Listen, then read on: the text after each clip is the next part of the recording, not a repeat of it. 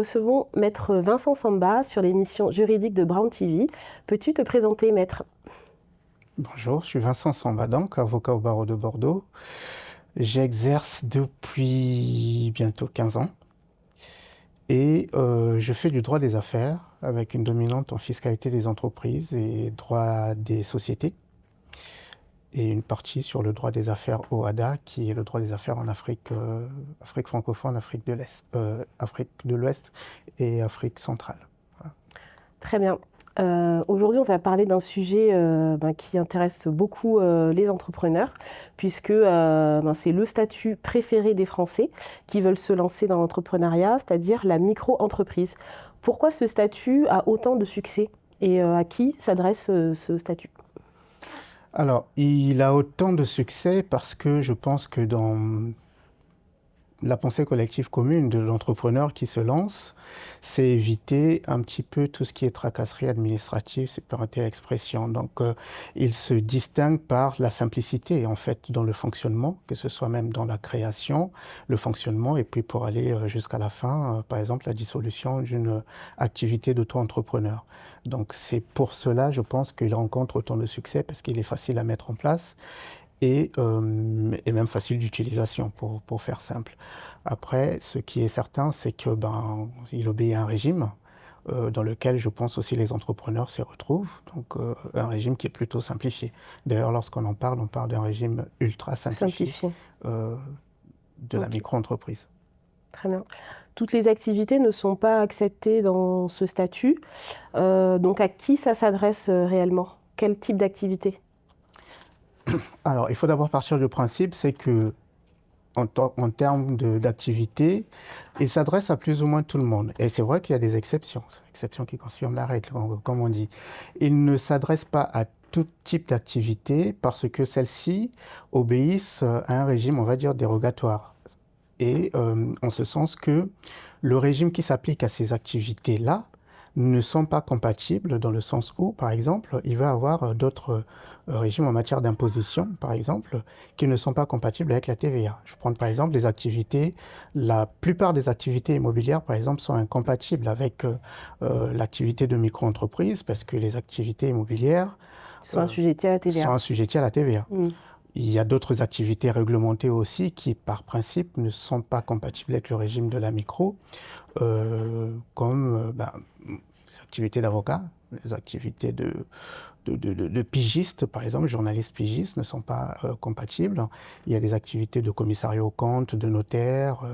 Alors, même si dans les faits, pour ce qui concerne les avocats, parfois, et même les comptables, par exemple, il peut y avoir une similitude, en fait, c'est au niveau de la déclaration, parce qu'on va en revenir peut-être, mais ce qui fait la particularité du micro, c'est que ça se distingue, le régime il s'applique par rapport au chiffre d'affaires, c'est le premier critère que l'on constate. Donc de fait, un avocat qui commence, par exemple, ou un juriste indépendant, et qui a un chiffre d'affaires en dessous du seuil pour pouvoir, par exemple, payer de la TVA ou être au régime normal, de fait, il est soumis au régime micro. Voilà. Et même quand on fait la déclaration, on remplit ce formulaire 2042C Pro pour les activités, par exemple, sujettes aux bénéfices industriels, commerciaux ou aux bénéfices non commerciaux professionnels. Et là, il suffit juste de rentrer et ensuite, on est imposé de la même façon qu'un autre auto-entrepreneur soumis à ce même régime. Très bien. Tu as déjà précisé beaucoup de mes questions. Quelles sont justement les questions qu'un jeune entrepreneur doit se poser avant de se lancer dans ce statut ? Alors, ici aussi, de retour d'expérience, le jeune entrepreneur qui arrive, une fois sur deux, il a son idée vraiment, il a son idée arrêtée. Je sais que je ne vais pas faire beaucoup de chiffres ou, par exemple, il va considérer son activité comme étant, par exemple, quelque chose qui lui apporte un revenu complémentaire. Oui. Donc, dès lors, parce que je ne vais pas en vivre, pourquoi aller créer une société ? Ou pour la création de la société, par exemple, on va me demander de mobiliser un capital social. Et puis parfois même, c'est des sociétés associées uniques, mais les formalités sont beaucoup plus complexes pour la création d'une société que pour la micro-entreprise. Donc, sachant dès le début que La micro-entreprise, c'est le régime de la simplicité. On va se mettre là parce que je sais que ce n'est pas mon activité principale en plus. Et quand bien même ça peut être une activité principale, on va penser par exemple, j'en ai eu quelques-uns, les livreurs qui font du Uber Eats et tout. Généralement, ils sont tous en micro-entrepreneurs, c'est une déclaration qu'ils se mettent. Donc souvent, ils ne se disent pas, ils n'arrivent pas par exemple avec un business plan, en se disant voilà mon plan d'affaires sur 2, 3, 4 ans. Quand j'ai un client qui arrive avec un plan d'affaires comme ça, une fois sur deux, on va se décider à aller à la création d'entreprise parce que c'est quelqu'un qui va assez loin en fait dans son établissement, dans son fonctionnement. Le micro-entrepreneur, non. C'est vraiment, je vais éviter la difficulté, on va sur la facilité. Et parce que parfois moi, en tant que juriste, il m'est difficile de voir où il va, ben, on va commencer petit. Et donc, on commence avec la micro-entreprise. Donc moi, le conseil peut-être que je donnerais là, pour répondre à la question, j'ai fait un détour, hein, pour répondre à la question, ce serait de dire en quoi est-ce que vous envisagez quand ce client vient me voir, où est-ce que vous vous voyez dans 2-3 ans, quoi. Question typique qu'on pose par exemple aux entretiens d'embauche, ben, elle est plus pertinente avec moi que lorsqu'on quand on va en entretien d'embauche.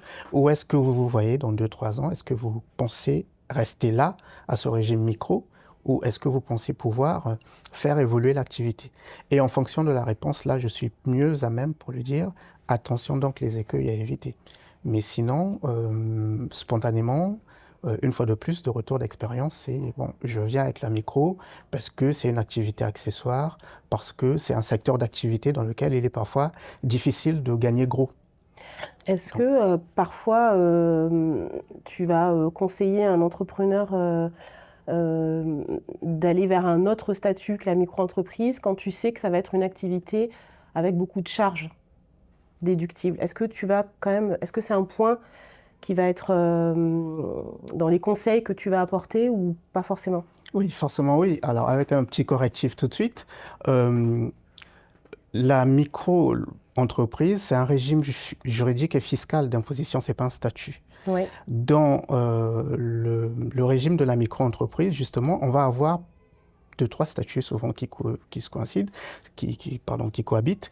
C'est celui de l'EIRL, qui en réalité n'existe plus, le URL, entreprise universelle unipersonnelle à responsabilité limitée, et puis parfois aussi la SARL, U. Certaines personnes, par exemple, vont aller créer une structure en mettant directement SARL dans les statuts. Alors, la petite différence ici, parmi ces régimes que j'aborde, c'est que dans le IRL et comme dans le URL, dans le IRL, c'est une déclaration. C'est comme quand on va se déclarer en tant qu'auto-entrepreneur, tout simplement. Formalité de création, c'est du déclaratif. C'est pas lourd du tout. On apporte sa pièce d'identité, on remplit un formulaire pour dire j'ai envie de faire ça, ça et ça, on justifie d'un lieu d'exercice et généralement ça suffit. Pour le URL, qui est un petit peu la petite sœur de la SARL, c'est comme une société à responsabilité limitée mais avec un seul associé. Et d'ailleurs on ne dit pas associé mais on dit unipersonnel. Là-dessus il y a un formalisme qui est un peu plus lourd. Et on y met justement dans le formalisme, la rédaction des statuts, par exemple. Et puis, il y a sur option la possibilité de décider que le patrimoine de mon activité, patrimoine professionnel, sera différent de mon patrimoine personnel. Il y a des conséquences juridiques à ça. Autre intérêt de la distinction, c'est qu'on peut passer assez facilement de l'EURL à la SARL à pluralité d'associés. C'est-à-dire que dans l'EURL, il y a la possibilité à terme de prendre des associés. Et là, le basculement se fait assez aisément. Lorsque l'on est en EIRL, donc auto-entrepreneur classique, parfois on exerce avec son nom propre, si on veut avoir des associés, il faut clairement créer une société en tant que telle. Et donc, une fois de plus, partant du projet du client, effectivement, s'il me dit dans 2-3 ans, je veux avoir des associés, pourquoi ne pas commencer tout de suite en créant une URL, si c'est vraiment envie de commencer petit. Sinon, on crée vraiment une SARL à associé unique. L'intérêt aussi étant que, à terme, c'est que lorsqu'on commence seul, il n'y a personne. L'intérêt, c'est de valoriser avant de prendre des associés. Petit conseil que je donne justement à certaines personnes qui se lancent. on va capitaliser sur ce qu'on a fait tout seul pour pouvoir dire aux associés qui arrivent, toi maintenant que tu arrives, moi j'ai fait le boulot, tu arrives avec une structure qui a déjà des antécédents et qui commence à avoir une certaine renommée. Tu ne vas pas entrer comme ça dans le capital de ma structure. Le droit d'entrée, tu vas le payer tant parce que j'ai déjà investi de mon temps, de mon argent, de ceci, de cela. Donc, sur le plus, ça dépend toujours du projet du client. C'est ce qui me permet justement d'orienter vers l'activité d'auto-entrepreneur soumis au régime micro, justement, que celui de la société. Ok. D'un point de vue plutôt administratif, quelles sont les formalités à accomplir dans les grandes lignes pour immatriculer une micro-entreprise? Alors, j'ai commencé à répondre justement pour la micro-entreprise, c'est du déclaratif. C'est du déclaratif, il y a très peu de formalités. Une fois de plus, en auto-entrepreneur ou entrepreneur individuel, c'est un formulaire que l'on remplit au greffe où on décide de la nature de l'activité. Après, c'est le greffe qui transmet au l'INSEE, par exemple, qui va donner un code APE. Et puis, je pense que c'est tout. Ce qui est différent, par exemple, avec l'URL, c'est qu'il y a une formalité, il y a une publication, par exemple, de l'avis justement de la création de son activité que l'on doit faire dans un journal d'annonce légale. C'est payant. Les statuts, il faut les rédiger. Aujourd'hui, il y a tout sur Internet avec les intelligences artificielles, mais c'est toujours bien aussi, et là je presse pour ma paroisse, mais pas que, d'avoir recours à un expert, simplement, parce qu'il va pouvoir vous aider à la rédaction en bonne et due forme des statuts, et même parfois orientés sur telle formule plutôt qu'une autre. Et surtout quand il y a pluralité d'associés, là on va parfois rajouter un pacte d'actionnaires et tout. Et donc les formalités sont un peu plus lourdes pour ce qui concerne l'URL ou la création d'une société que pour l'auto-entrepreneuriat. C'est vraiment du déclaratif, tout peut se faire en une journée. Après c'est le temps que l'activité soit officiellement créée. Donc pour toi, les avantages en fait de ce régime, c'est la simplicité administrative et déclarative. Est-ce qu'il y a d'autres points avantageux? En ce qui concerne les formalités, c'est par exemple la quasi-absence d'obligations comptables. Oui. En fait. L'auto-entrepreneur a la seule obligation qu'il y a, parce que parfois ça peut arriver qu'on vérifie, c'est de tenir un livre journal. C'est un cahier, recettes d'un côté, dépenses de l'autre, pour justifier. Après, moi, je recommande toujours, c'est pas parce qu'il y a une certaine simplicité qu'il faut faire les choses à la légère. Moi, je recommande à ces clients, justement, de garder, par exemple, les factures, ou de tenir aussi, par exemple, un journal d'achat pour ceux qui ont des activités, par exemple, dans le domaine de l'achat, revente, par exemple, ou achat, transformation avant de revendre. Okay. Donc, ce sont les deux principales obligations, c'est assez simple. Toujours dans les obligations déclaratives, il y a la possibilité justement de déclarer son chiffre d'affaires parce qu'il faut l'imposer. Pour une entreprise classique, c'est une fois sur deux, surtout lorsqu'on est au régime réel, c'est mensualisé. Alors que pour celui qui est soumis au régime de la micro, il a l'option de pouvoir faire ses déclarations de manière trimestrielle. TVA, chiffre d'affaires, et c'est pareil pour ce qui concerne les cotisations URSSAF. Alors justement, en parlant de ça, pour toi justement les points de vigilance qu'un jeune entrepreneur doit faire attention, ce seraient lesquels? Alors justement, la déclaration, elle est importante. Donc c'est pas parce qu'on a dit que c'était simple qu'il faut négliger ces points de déclaration. Est-ce qu'il peut se faire accompagner? Ah oui, accompagné par un professionnel? Oui, voilà, ouais, par exemple. Oui, il peut se faire accompagner, notamment en ce qui concerne les déclarations sur la partie chiffrée d'un comptable. Mais après, c'est tellement léger qu'il suffit qu'on a appris un petit peu le mécanisme, qu'on sait comment ça marche, qu'on peut le faire soi-même. Mais dans le doute, oui, c'est toujours bien d'avoir quelqu'un pour expliquer au moins la première, deuxième, troisième fois comment ça marche. J'ai une amie, par exemple, qui m'a dit « Aide-moi, je te paye ». Bon, c'est une amie, je ne l'ai pas fait payer, mais après que je lui ai expliqué comment ça marche, elle a compris comment faire et elle n'a pas besoin de revenir vers moi le mois prochain ou le trimestre prochain pour que je lui fasse sa déclaration. Oui. Mais pour comprendre, parce que voilà, lorsqu'on parle comptabilité et fiscalité, c'est toujours un peu technique, on a mystifié aussi à dessein ces matières-là, justement pour qu'on puisse facturer, entre autres.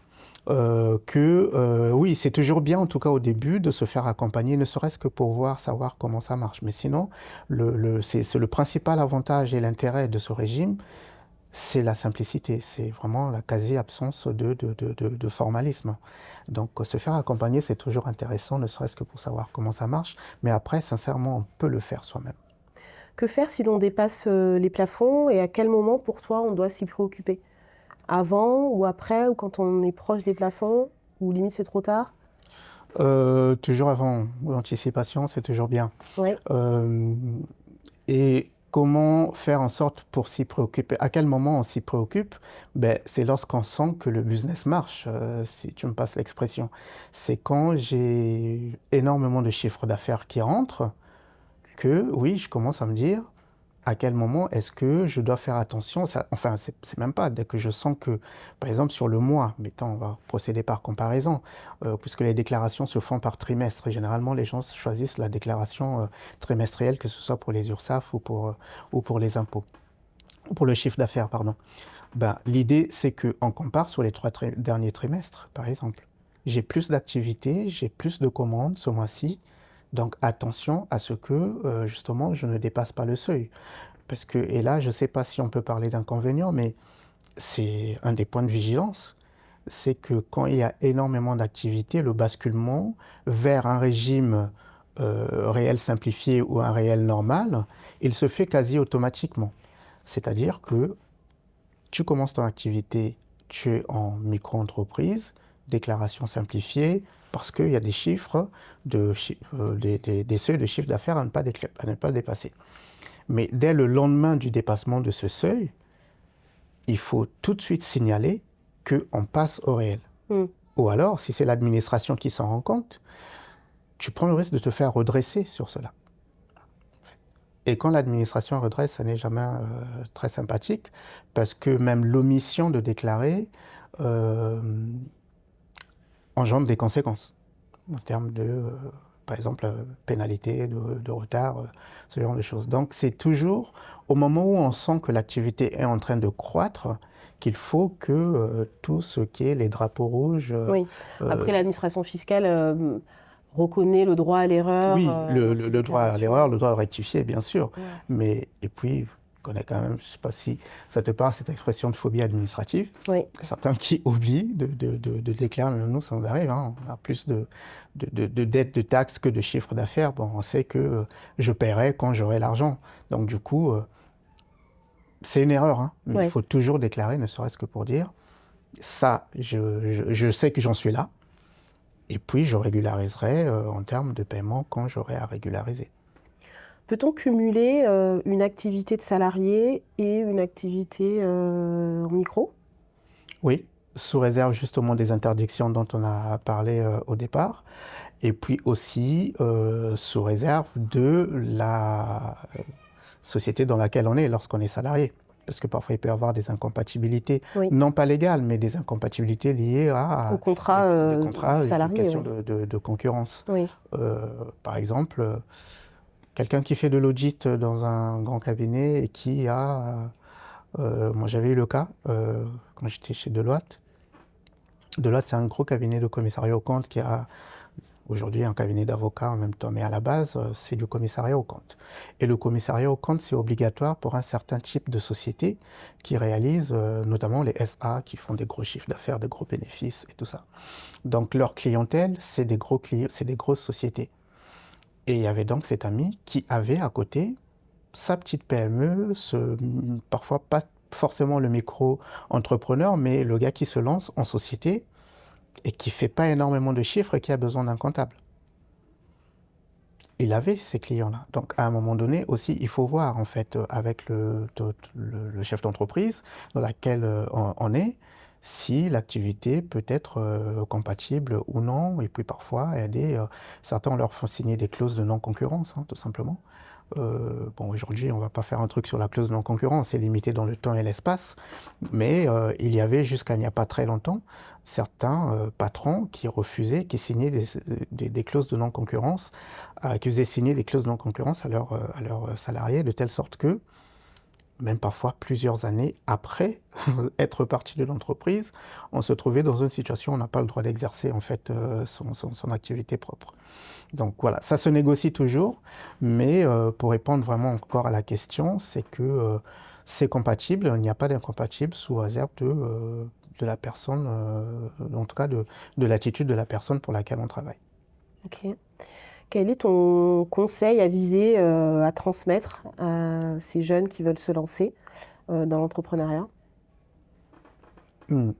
Toujours envisager, même si on a cette idée que je veux commencer en régime micro, mais toujours envisager un petit peu l'activité sur le long terme. Et puis aussi ne pas oublier que même si on a dit que c'est quelque chose de relativement simple à mettre en place et aussi dans l'exécution, ben, le formalisme, c'est quelque chose d'important. Donc le formalisme, la rigueur, le formalisme, c'est quoi? C'est justement préparer en amont ce régime en se disant, par rapport à mon activité, voilà les seuils, voilà ce que je dois faire. Que le jeune, il sache où il va en fait. Où il va. Il ne se lance voilà. pas sans savoir, sans savoir. Ce qu'il va à peu près faire comme chiffre d'affaires, Voilà, comment. exactement. Ouais. Et ça permet aussi justement de pouvoir à un certain moment se dire, le régime micro, ça va maintenant, je vais passer à l'étape supérieure. Ça, c'est important. Mais sinon, de manière générale, après, une fois de plus, ça, c'est plus un retour d'expérience. Je n'ai pas 100 000 clients qui se lancent dans le micro, mais même quand ils arrivent, j'essaie de faire en sorte de dépasser un petit peu, parce que pour moi, je considère, une fois de plus, à titre personnel, que le régime micro, c'est pour une activité temporaire. Je vois mal une personne faire du micro si j'ai un client qui fait du micro pendant 5 ans, il peut s'en sortir 5 ans, 6 ans, 10 ans, c'est qu'il y a un problème. C'est peut-être aussi une question d'ambition, j'en sais rien. Mais je me dis, il y a un problème, on ne peut pas rester 10 ans dans le micro et se suffire à ça. Parce qu'au-delà de la simplicité du régime, et quand bien même ça pourrait marcher, hein, mais ça marche toujours en dessous du seuil parce qu'on ne passe pas à autre chose. Donc pour toi, c'est plus, on va dire, une première étape pour un jeune qui veut se lancer. Qui veut se lancer. En étant bien préparé, en connaissant quand même bien les formalités, les seuils, dans l'objectif de passer un statut d'entreprise. Oui, de chef d'entreprise ou d'associé de société. Parce que ça aussi, bon, c'est peut-être un point, oui, je pense que ça vaut quand même la peine de dire 2-3 mots là-dessus. C'est que ce soit l'entrepreneur qui se lance en micro ou qui se lance en société en régime réel, ce que nous faisons a un impact sur notre vie. Et moi, je le vois aussi bien quand si j'ai ce chef d'entreprise qui vient me voir au début pour que je l'accompagne dans les décisions qu'il prend pour sa société, mais assez rapidement, j'en viens à me mêler de sa vie privée, tout simplement. Parce que le statut du chef d'entreprise comme de l'auto-entrepreneur ou de l'entrepreneur individuel a une répercussion sur sa vie. Oui. Si on parle par exemple justement de ce cet auto-entrepreneur qui va prendre un petit peu cette activité comme étant un complément de revenus. Bon, ça va, il a une source normale de revenus sur laquelle il compte. Mais sur celui qui va se dire, je fais ça parce que j'ai pas envie de me prendre la tête, ce que je prends là, ça me va, ça me suffit, mais il y a un impact. Il y a donc cet exemple justement qui m'est arrivé, j'ai eu le dossier il y a le mois dernier, et les conséquences de ce dossier au niveau du couple se formalisent en début de semaine parce que le chef d'entreprise, enfin l'entrepreneur qui vient me voir aujourd'hui, a un redressement fiscal sur sa vie personnelle et parce qu'il est marié sous le régime de la communauté, impliquant donc une solidarité dans les paiements des dettes, notamment les dettes privilégiées, se retrouve à avoir ces recettes, en fait, être mêlées dans le paiement de ce gros redressement. Donc ça aussi, ce sont des choses, en fait, qu'il faut voir un petit peu. C'est la raison pour laquelle, je réitère, d'être vigilant. D'être vigilant, et puis surtout de voir un petit peu les choses sur le long terme. Et sur l'impact que ça peut avoir aussi bien sur son parcours professionnel que personnel dans le couple. Très bien. Si on devait faire un résumé, quels sont les points essentiels, selon ton expertise, à retenir sur la micro-entreprise? Le premier point, je vois qu'ils le voient tous, hein, mes clients tout de suite, c'est la simplicité du régime. Oui. C'est aussi le fait que simplicité ne veut pas dire vigilance, contrôle, et surtout, comment dire, professionnalisme, tout simplement dans la gestion de l'entreprise. C'est surveiller les seuils, parce que ça nous échappe, une fois de plus, assez rapidement. Comme je disais tantôt, le basculement se fait automatiquement. C'est-à-dire qu'on n'a pas un délai pour dire, par exemple, à la fin de l'année, je constate que j'ai dépassé les seuils, donc je me déclare au réel. Non, d'anticiper par rapport à l'évolution de son chiffre d'affaires. Voilà, donc c'est l'anticipation, et puis surtout aussi toujours dans le domaine de l'anticipation, c'est pas aborder le point, mais le calcul des cotisations sociales, par exemple, c'est un intérêt sur la protection sociale par la suite, sur les cotisations en retraite. Le micro-entrepreneur, parce qu'il déclare très peu de chiffre d'affaires, par voie de conséquence, c'est juste une conséquence logique, hein, cotise très peu pour sa retraite. Donc c'est pour cela, je ne considère pas ça comme étant un inconvénient du régime, mais c'est juste, une fois de plus, ça fait partie de ces points d'attention, en fait, qu'il faut un petit peu aborder tout de suite, dès le début, sur lesquels il faut réfléchir pour pouvoir se projeter. Voilà. Très bien. Merci beaucoup, Maître, pour tous ces conseils avisés et pour vos réponses précises sur ce régime de la micro-entreprise. Merci, j'espère que ça a été compréhensible pour vos auditeurs.